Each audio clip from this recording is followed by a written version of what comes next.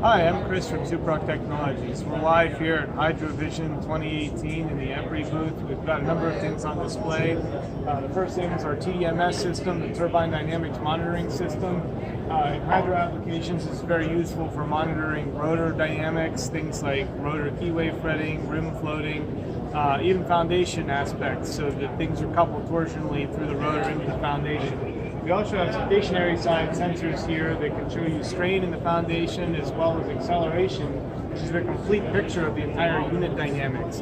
So not only can you see things from the rotor, you can see a complete picture and understand where in the system things might be changing.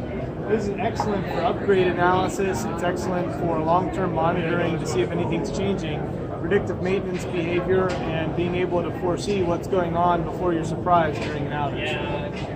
We've got a digital strain sensor here that's capable of measuring down to picostrain resolution, and this is very useful for extremely rigid structures. As you can see, it's on an aluminum block here. I'm not a particularly burly individual. However, I can squeeze this aluminum block and you can see significant changes in the signal.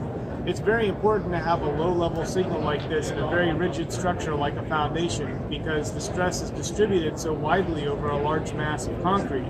In the case of hydro units, you specifically want to be able to measure things like cracking or things like nonlinearities in those foundations that may relate to how the unit vibrates either seasonally or with changes in operational parameters.